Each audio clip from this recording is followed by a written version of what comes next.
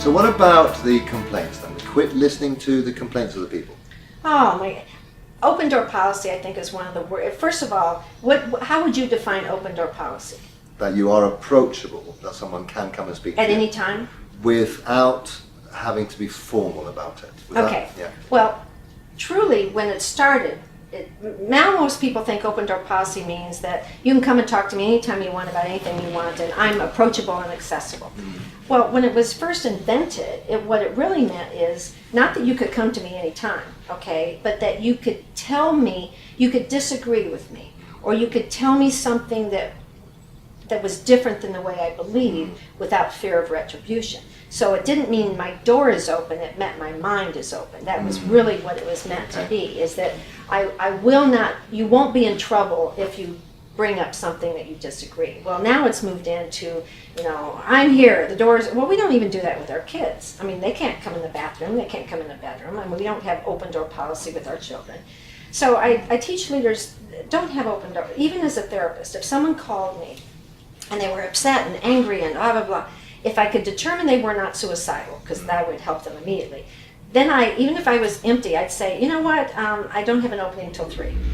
I didn't do it right then, because if we could wait 2 or 3 hours, okay, sometimes, because a lot of what gets people so angry, when they can think about it, analyze it, go through their mind with it, sometimes we have a better session then than we would have right at that moment, because they're at a different place. And so one of the things I teach leaders is, you don't have to be accessible every moment. You have a right to say, I have a meeting. In fact, if someone's coming to you and they're vocal and they're volatile and you'd be better off saying, unless something illegal happened or they're in trouble, you'd be better off saying, I am so sorry. And I have a couple meetings now, I have a phone call, it's 11 o'clock, why don't we meet around 1? Just give yourself a little bit of space, and them a little bit of space.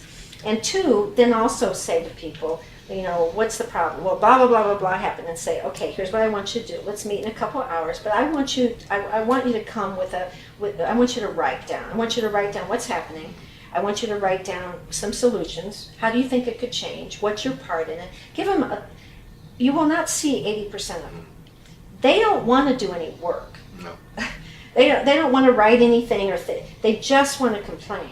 So if you will give them a job to do, I'm willing to listen to your complaint, but here's what I want. I want you to go back and think about it.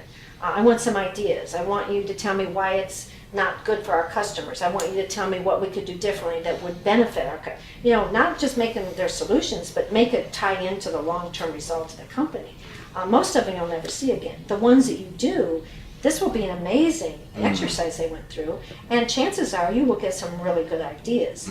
But a job of a leader is not to listen to complaints. A job of a leader is to teach people how to find solutions. Okay?